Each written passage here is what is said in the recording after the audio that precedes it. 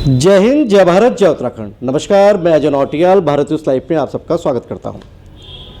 इस समय हमारे साथ है राजेंद्र शाह, जो कांग्रेस के प्रदेश महामंत्री हैं उत्तराखंड में, जो अपनी मुखरता के लिए जाने जाते हैं। इस समय कांग्रेस के अंदर एक अधूरी चर्चा चल रही है कि 70 प्लस उम्र के जो नेता हैं उनको विधानसभा चुनाव, जो 2027 में विधानसभा चुनाव होने हैं, उस पर टिकट ना दिए जाए। बात जितनी छोटी लग रही है उतनी छोटी है नहीं, क्योंकि इस एक बयान से कहीं ना कहीं पार्टी को दो धड़ों में बंटने का भी अंदेशा है। और दूसरी तरफ इसका पहलू देखा जाए तो एक जनता के बीच एक मैसेज देने की भी कोशिश हो सकती है कि पार्टी के अंदर अब युवा नेतृत्व जो है उसको तरजीह मिल रही है और जो एक सेकंड जनरेशन है वो पार्टी के अंदर तैयार किया जा रहा है उसे। हमारे साथ सीधा बात करने के लिए है राजेंद्र शाह जी। राजी, सबसे पहले तो स्वागत है आपका। धन्यवाद। आप तो अपनी मुखरता के लिए जाने जाते हो, लेकिन इस टाइम तो आपने बिल्कुल एक बड़ा ब्लास्ट कर दिया। आपने सुनने में आया कि आपने सीधा एक बात रखी है कि 70 प्लस जो नेता है कांग्रेस के अंदर उनको टिकट ना दिया जाए। लेकिन बात जितनी छोटी लग रही है, लग रहा है कि निशाना कहीं पे निगाह है और कहीं पे निशाना है आपका। नहीं, देखिए, बात बहुत स्पष्ट है। कहीं पे निगाहें, कहीं पे निशाना नहीं है। उत्तराखंड की जो कांग्रेस है उसको मजबूत करने की बात है, कार्यकर्ताओं में एक संदेश देने की बात है। अब मैं आपको एक बात बताऊं कि 2002 में जो व्यक्ति टिकट मांग रहा था, इस प्रदेश में बहुत सी विधानसभाएं हैं, उन विधानसभाओं में जो वर्तमान में जीते हुए विधायक हैं वो तो ठीक है, लेकिन जो हारे हुए विधायक हैं तो कहीं ना कहीं वो व्यक्ति पिछले 2022 में भी टिकट मांग रहा था। वही व्यक्ति जिसको टिकट नहीं मिल रहा पिछले 2000 से 2007 से, उसकी उम्र आज 60 पे आ गया है। 2 से और 25 हो गए हैं तो आप लगाइए ना, 22 साल हो गए ना, तो उसकी उम्र जो है 60 साल हो गई है। और जो 2 में टिकट मांग रहे थे, कोई 2 बार हार गया, कोई 3 बार हार गया, कोई चौथे नंबर पे चला गया, वो 27 में भी तैयार है टिकट मांगने के लिए। तो वो जो 60 वाला है वो कहाँ जाएगा भाई? सवाल ये है, कैसे कांग्रेस, राहुल गांधी जी कह रहे हैं सेकंड लीडरशिप को आगे लाओ, तो क्या उत्तराखंड देश के नक्शे में है या नहीं है? तो अगर वो उत्तराखंड भी जो है देश के नक्शे में है और देश का ही एक राज्य है, तो यहाँ ये बात क्यों नहीं कही जा रही है? कहनी चाहिए ना।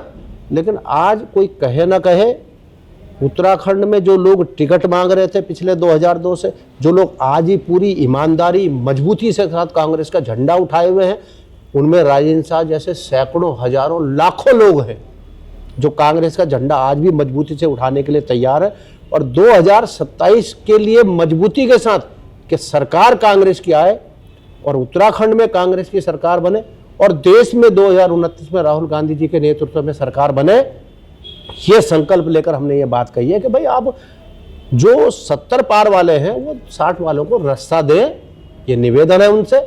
और क्योंकि आपको भी कांग्रेस ने पल्लवित पोषित किया है, आपको भी कहीं ना कहीं कांग्रेस ने नेता बनाया है, तो आपका भी फर्ज बनता है और मेरा आपसे भी निवेदन है कि उस युवा नेतृत्व को आगे बढ़ाने के साथ साथ उसको जिताने में भी अपनी पूरी भागीदारी निभाएं और कांग्रेस का कर्ज चुकाएं। राजेंद्र जी, आप बात तो बहुत बड़ी बड़ी कर रहे हैं, और क्योंकि कांग्रेस की चश्मे से अगर देखा जाए तो सारी जो नीतियां हैं वो कहीं ना कहीं वो दिल्ली दरबार निर्धारित करता है। जब तक दिल्ली दरबार कोई आदेश नहीं देता है तब तक कुछ कार्य होते नहीं हैं। तो ऐसे में क्या लगता है कि क्या उत्तराखंड से इसकी शुरुआत हो सकती है जब तक दिल्ली दरबार से आदेश ना मिले? क्योंकि ये अगर योजना, अगर आप जो बता रहे हैं 70 प्लस के जो भी नेता है उनको टिकट ना मिले और एक नई जनरेशन तैयार की जाए, तो क्या आपने पार्टी फोरम, यानी मैं पार्टी फोरम की जब बात कर रहा हूँ, क्या आपने दिल्ली दरबार के सामने भी बात रखी है? नहीं, दिल्ली दरबार से भी बात रखी है हमने, और दिल्ली दरबार में अभी मैं बहुत जल्दी हम लोग दिल्ली दरबार में भी मिलने वाले हैं। लेकिन राहुल गांधी जी का तो बहुत स्पष्ट कहना है। राहुल गांधी जी ने तो कहा है, और जो इस बार जो सम्मेलन हुआ था राजस्थान में, उस सम्मेलन में भी प्रस्ताव तक पारित हुआ है कि ज़्यादा से ज़्यादा नौजवानों की भागीदारी की जाए। तो भाई ज़्यादा से ज़्यादा नौजवानों की भागीदारी तो तभी होगी ना जब 70 पार वालों को आप कहोगे कि भाई आप रुको। तो 70 प्लस को कहा, आपको क्या लगता है उनकी संगठन में भूमिका हो, या वो विश्राम करे, या मार्गदर्शक मंडल में चले जाए? उनकी क्या भूमिका रहेगी? ये वो खुद तय करें। ये वो खुद तय करें कि वो पार्टी को किस तरह का सहयोग देना चाहते हैं, ये उन्होंने तय करना है। क्योंकि उनको इतने सालों साल से कांग्रेस ने पल्लवित पोषित किया है, नेता बनाया है, और मैं कहता हूं हर तरह से उनको मजबूत किया है। तो ये उनकी जिम्मेदारी कि वो क्या करें।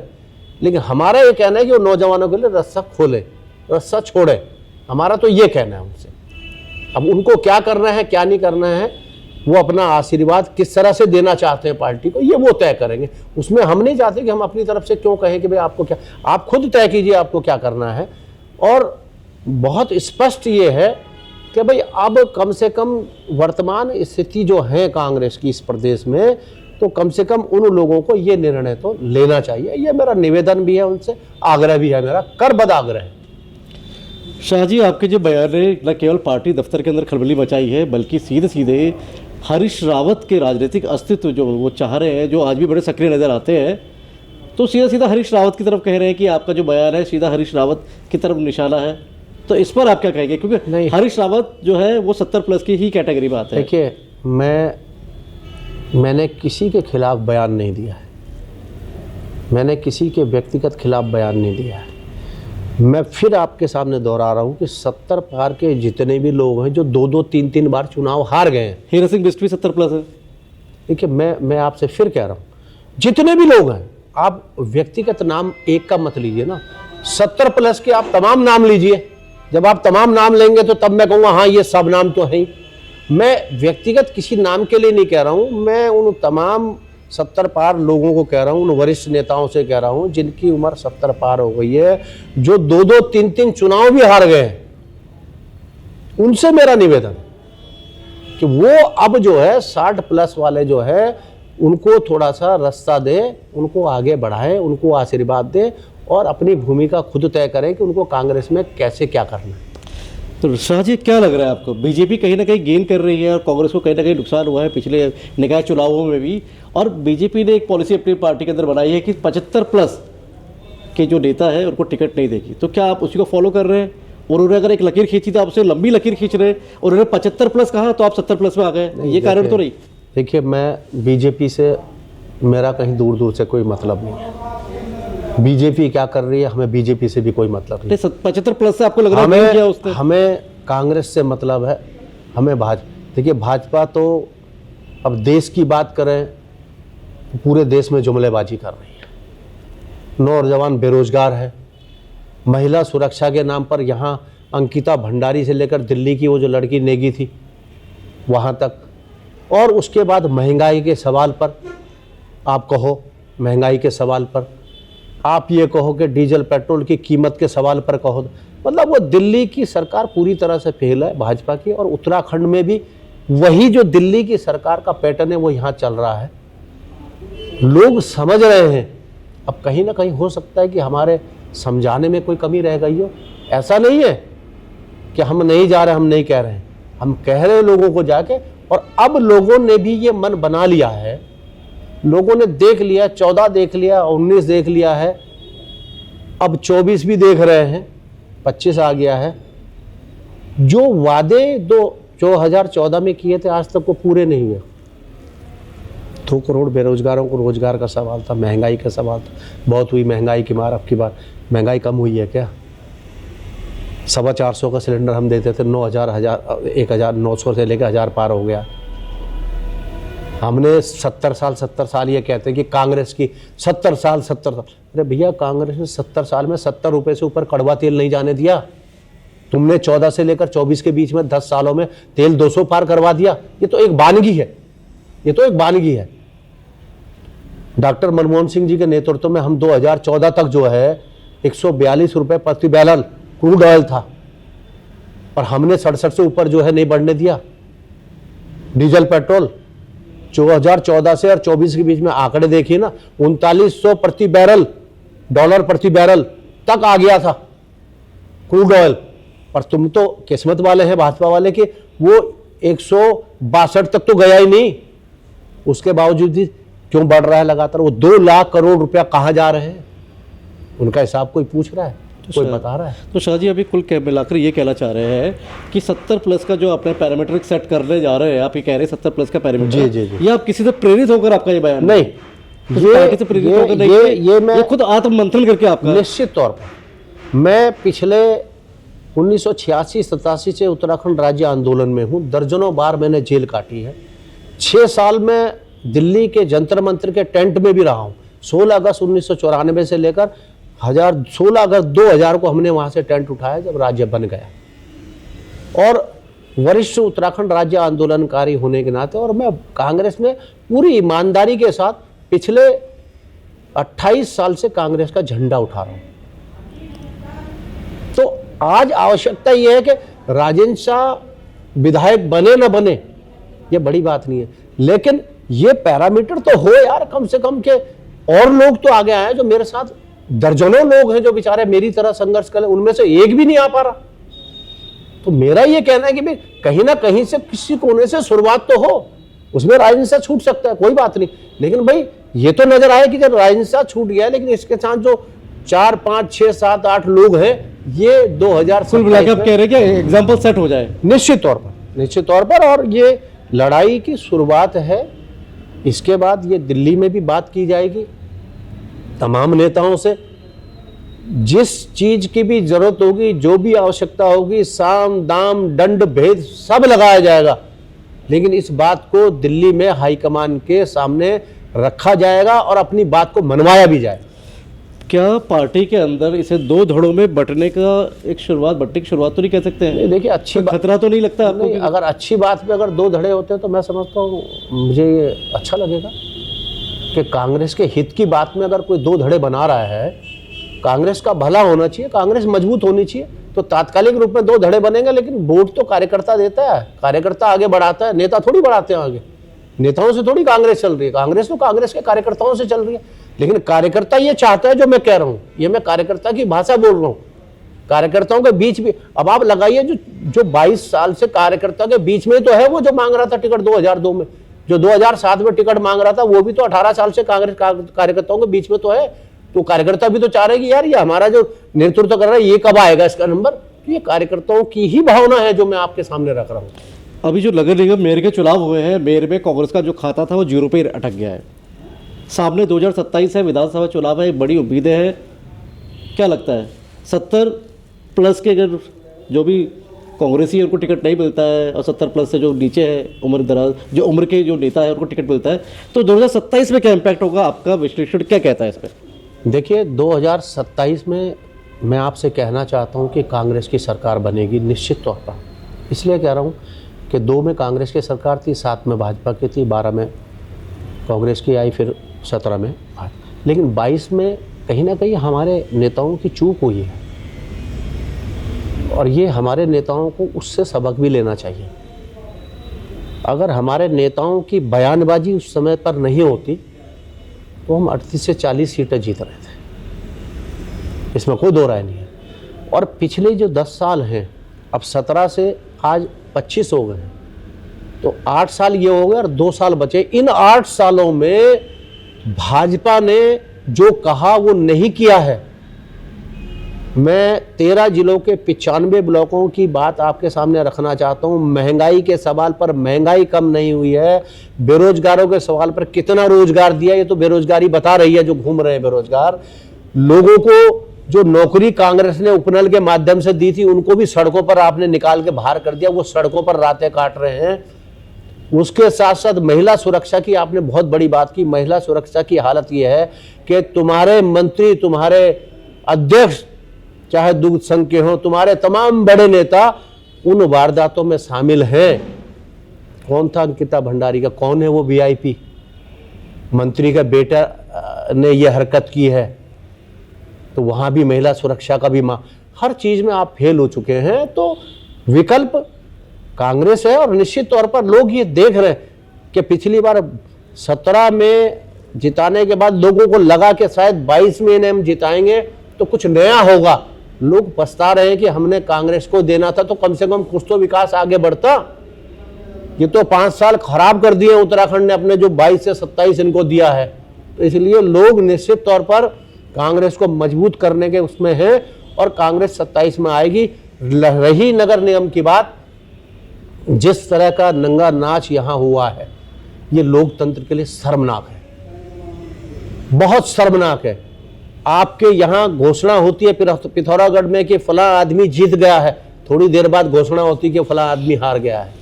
देहरादून की नगर निगम में एक बहुत बड़ी पार्षद है, जो सीनियर पार्षद है, वो हार गई थी, घोषणा हो गई कि वो हार गई है। उसके बाद मंत्री का दबाव आता है और डीएम जाते हैं वहां, एसएसपी जाते हैं, उनको घोषित कर दिया जाता है जीता हुआ। इसका सबसे बड़ा प्रबल उदाहरण यह है कि किस तरह से तुमने 4 आदमियों के नामांकन कैंसिल करवाने के लिए किस तरह से एक विधायक लगा रहा, उसमें से आपने कई लोगों के नामांकन रद्द भी करवाए।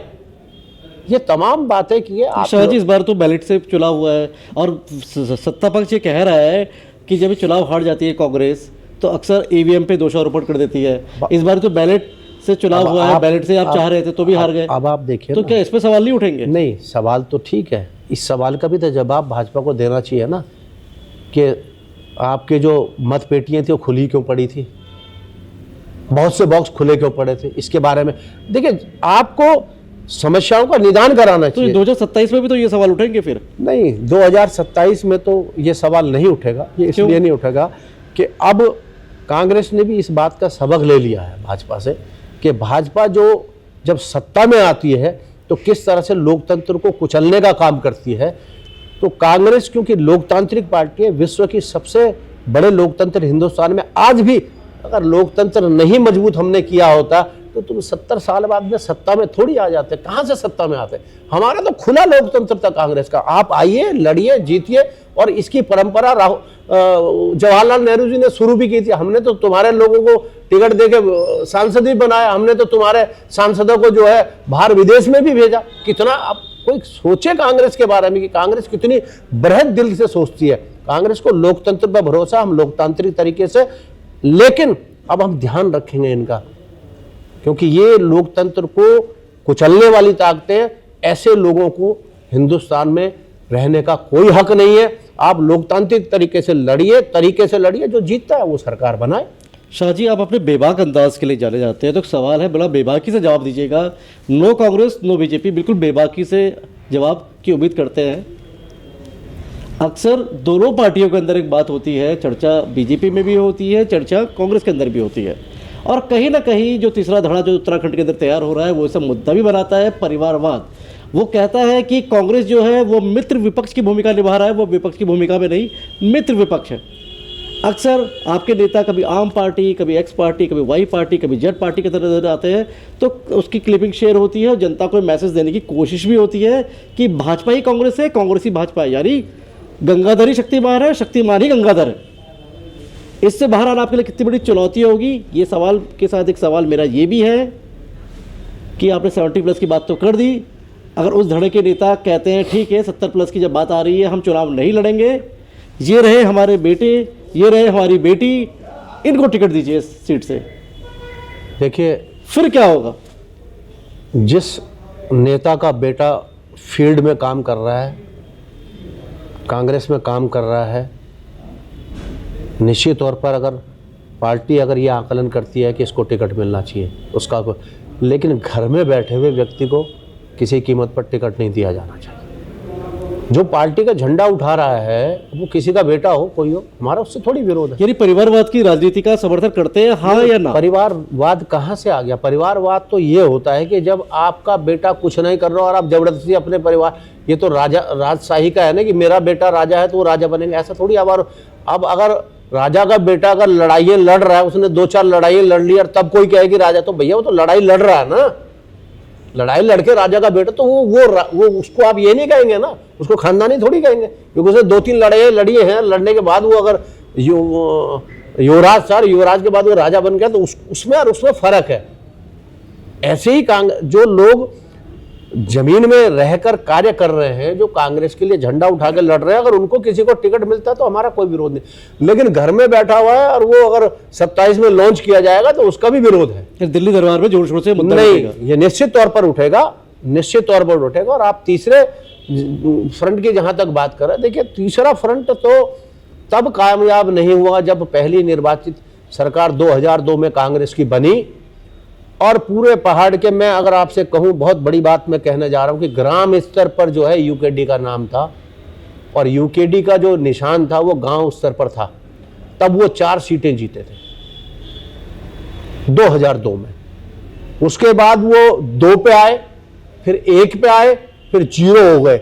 इसलिए हुए कि देखिए आप, मैं बहुत बड़ा समर्थक हूं, मैं बेबाक उससे कहता हूं, हम चाहते हैं कि भी क्षेत्रीय दल मजबूत होना चाहिए, यहाँ पर निश्चित तौर पर होना चाहिए, और राष्ट्रीय दलों पे अंकुश लगाने के लिए क्षेत्रीय दल का होना भी बहुत जरूरी है, बेशक हम राष्ट्रीय दल में हैं। लेकिन सवाल यह कि तुम कभी कांग्रेस की गोद में बैठोगे, कभी तुम भाजपा की गोद में बैठोगे, और फिर तुम जनता के बीच में जाके ये कहोगे कि भाई हम तुम्हारे खैर ख्वाह, ये नहीं हो सकता। आप लड़िए दोनों ताकतों के खिलाफ, आप भाजपा और कांग्रेस के खिलाफ लड़िए पहले धरातल पर, और जाइए गांव गांव में लोगों को बताइए ना, तो हमारी कमी, कांग्रेस की कमी बताइए, भाजपा की कमी बताइए। अब आप अगर मलाई चाट रहे, फ्री की मलाई, आप कुछ करते नहीं रहे, लेकिन दोनों दलों में बैठकर अगर फ्री की मलाई चाट देंगे तो जनता, इसलिए आज आप 0 पे हैं। और जब यूकेडी 0 पे हो गई, जो आंदोलन 87 में जिसका जन्म हुआ, जिसने आंदोलन की बागडोर संभाली, जिसने आंदोलन को लड़ा है निश्चित तौर पर, उसके बाद राजनीतिक पार्टियां आई आंदोलन में। बेशक राजनीतिक पार्टियों ने यूकेडी को पीछे छोड़ दिया, लेकिन यूकेडी के अपने कर्मों की वजह से। तो आज भी अगर आप कहते हैं, मैं आपकी बात को आगे बढ़ाता हूं, अगर क्षेत्रीय दल का वो होना, तो भैया पहले आप चुनाव लड़ने के उसमें मत जाइए, पहले आप जनता के बीच में जाइए, और जनता के बीच में जाके जनता को पहले, जब जनता आपसे कहे कि आप चुनाव लड़िए, तब आप चुनाव लड़िए। दिल्ली, यहाँ देहरादून में बैठकर नहीं, देहरादून में बैठकर तो कांग्रेस और भाजपा ही लड़ पाएंगे, यूकेडी नहीं लड़ पाएगी। ये बहुत जरूरी है, ये मेरी सलाह भी है उनको। अब मैं कई बार ये सलाह उनके फेसबुक पे, उनके व्हाट्सएप पे भी मैं कई बार लिख देता हूँ, बहुत बेबाकी से मैंने लिखा हुआ है ना। लेकिन कहने का मतलब ये है कि भाई ऐसे नहीं हो पाएगा ना। और बाकी और कई आप जो बात कर रहे हैं, बाकी और कोई दल नहीं है। अब तो लोगों की नजरें कांग्रेस की तरफ है, क्योंकि कांग्रेस की तरफ वो देख रहे हैं, क्योंकि पिछले 17 से और 25 इन 8 सालों में कुछ नजर नहीं आया है। 2 साल बच गए, अब तो चुनावी बयार शुरू हो जाएगी थोड़े दिन बाद। अब कुछ होने वाला नहीं, अब तो घोषणाएं होंगी, तो लोग मन बनाएंगे कि भाई अब जो है विकल्प कांग्रेस, और कांग्रेस सत्ता में निश्चित तौर पर आएगी। और जो आप बीच में कह गए थे, मैं वो बात भी आपकी पूरी कर दूं कि आप कह रहे थे भाई इसीलिए तो हम कह रहे हैं कि 70 पार वाले रुके, जब रुकेंगे तो नया नेतृत्व आएगा ना उभर के, तो नया नेतृत्व आएगा, वो लड़ेगा ना भाजपा से, पूरी मजबूती के साथ लड़ेगा। क्यों नहीं लड़ेगा? वो बेवाकी से अपनी बात कहेगा। हम भी तो कह रहे हैं आपके सामने, बेवाकी से कहेगा, भाजपा की बखियों उधेड़ेगा, जो गलत कर रहा है। तो युवा नेतृत्व आएगा, सब कुछ ठीक हो जाएगा, और मेरा ये विश्वास। उत्तराखंड में कुल 70 विधानसभा सीटें हैं। भाजपा एक तरफ नारा देती है 70 पार, अब की बार 70 पार, यानी 70 की 70 विधानसभा सीट जो है वो भाजपा के पाले में है। एक चर्चा कांग्रेस के अंदर भी छिड़ गई है, अब की बार 70 पार, नो 70 पार, लेकिन इसका संदर्भ कुछ और निकाला जा रहा है। संदेश यूकेडी के लिए भी है, मैसेज कांग्रेस के लिए भी है कि 70 प्लस के जो उम्र दराज जो नेता है उनको टिकट ना दिया जाए। ये चर्चा राजनीतिक शगुफा छेड़कर कहीं ना कहीं उत्तराखंड के राजनीतिक गलियारों में पारा जरूर हाई हो गया है। अब देखना होगा कि कांग्रेस का आला दरबार जो दिल्ली दरबार है वो इस मैसेज को किस तरह से लेता है, ताकि समय रहते किसी भी गुटबाजी को, राजनीतिक गुटबाजी को पार्टी के अंदर रोका जा सके, थामा जा सके। मैं भारत न्यूज़ लाइव के लिए कैमरा पर्सन से वर्धन सिंह के साथ अजय नौटियाल। भारत न्यूज़ लाइव से जुड़ने के लिए इसे लाइक, सब्सक्राइब और बेल आइकन दबाएं।